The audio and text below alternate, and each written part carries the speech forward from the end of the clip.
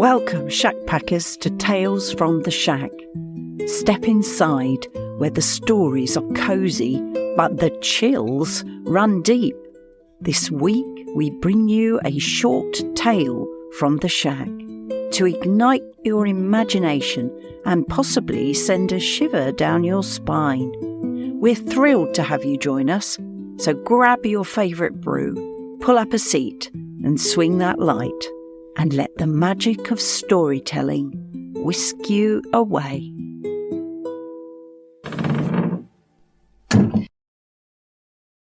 There are stories, ancient, towering things that stride through the ages with all the pomp and ceremony of kings.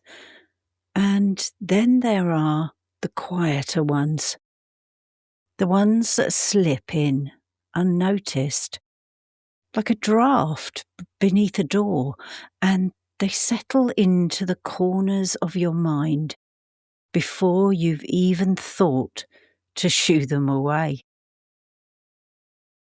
Tonight's tale from the Shack is the story of a man who sought nothing more than to see what the light would permit him to capture, and discovered instead what the darkness was willing to reveal.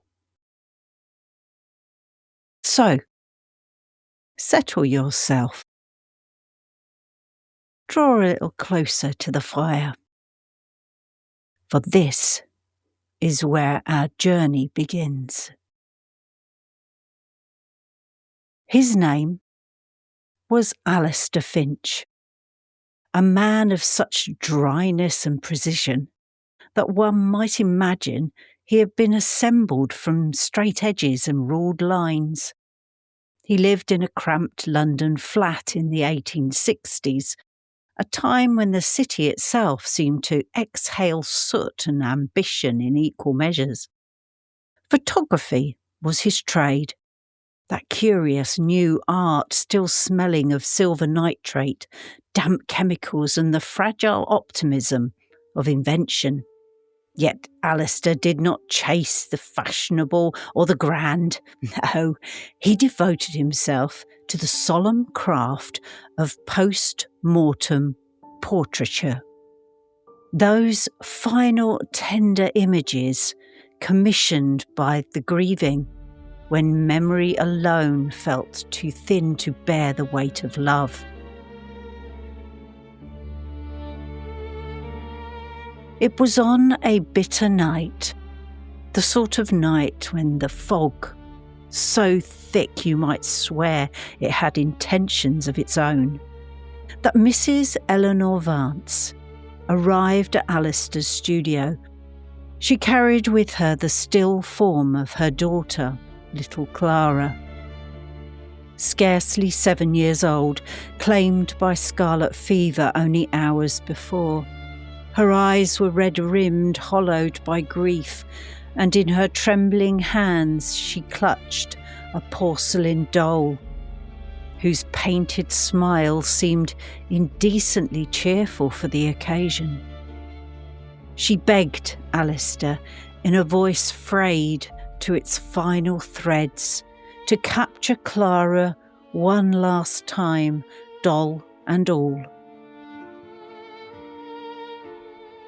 Alastair, ever the professional, arranged the child with a gentleness that surprised even him.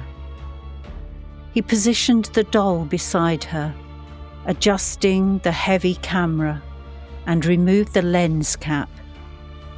He counted the seconds in the dim, flickering gaslight, each tick a small eternity.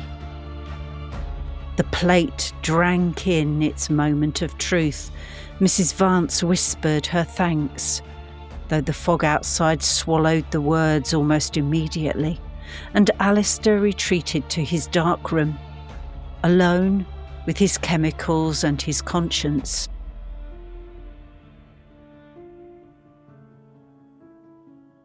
The red glow of the safe light cast the cramped room in a ghostly hue. Alastair slid the glass plate into the developing tray, watching as the bromide solution coaxed the image into being, slowly, agonisingly slowly. Clara emerged, her small face serene, the porcelain doll a silent sentinel at her side. Perfect. Almost. He frowned. Behind Clara, in the deep shadow of the velvet drapery, a faint smudge lingered. A flaw, he told himself, a speck of dust, a trivial imperfection. Such things were common enough. He fixed the plate, rinsed it and set it aside to dry. But in the morning, when he held the dried negative to the window, the fog still clinging to the city like a shroud, he saw it again, the smudge. Only now it had taken on a shape. Vague, yes, but unmistakably human. A figure standing just behind Clara. His hands trembled as he prepared a print. Into the developer it went. Clara surfaced first, and then the figure. Taller now, more defined, the faint suggestion of a head, a shoulder. It was not merely behind her, it was regarding her. Alastair, a rational man by nature and necessity, insisted it must be a trick of the light, and he made another print. And another. In fact, 7 in total, and with each one, the figure grew bolder, clearer, even more present. On the 7th, the final print, he dared to pull from the tray. The figure was no longer standing at a polite distance. It was leaning in, its head tilted as though whispering something secret into the ear of the deceased child. And its hand was reaching not for the doll, but for Clara's small, lifeless arm. Alastair Finch never took another post-mortem portrait.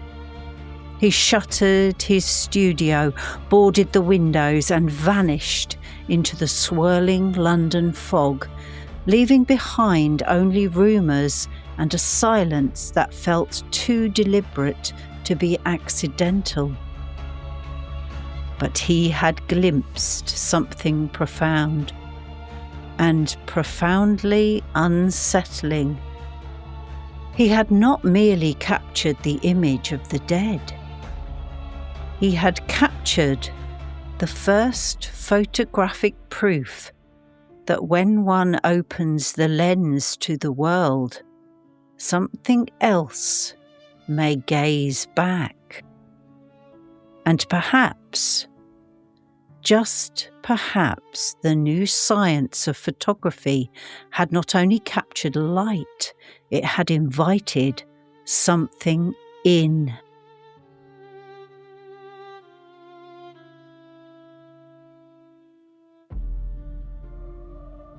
And that, dear Shappackers, is the tale of Alastair Finch, a man who learned far too late that when you open a door to let in the light, shadows may slip through also.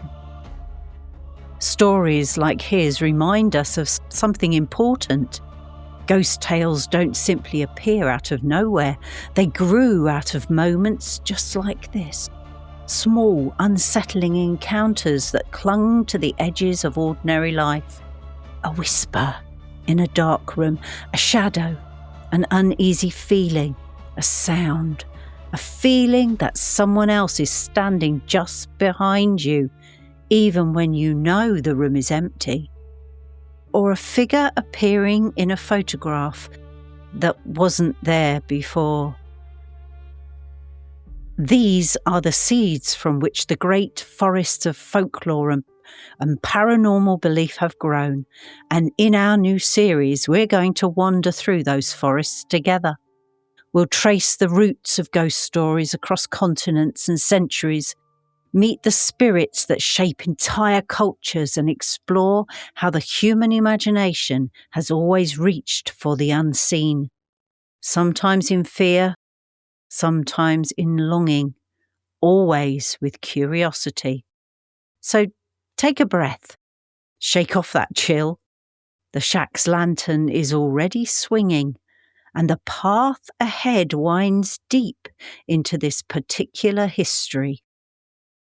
Pull up a seat next week, Shack Packers. The shadows have long memories, and next Thursday we'll only just be getting started. Thanks for hanging out in the shack with us. If you've got a strange story, theory, or even just a spooky question, send it to shackpackinbox@gmail.com, because we'd love to hear from you. Follow us to ensure that you never miss an episode of The Freaking Shack, because listening to us is much cheaper than therapy and slightly more spooky. Until we meet again next week, Shackpackers, take care.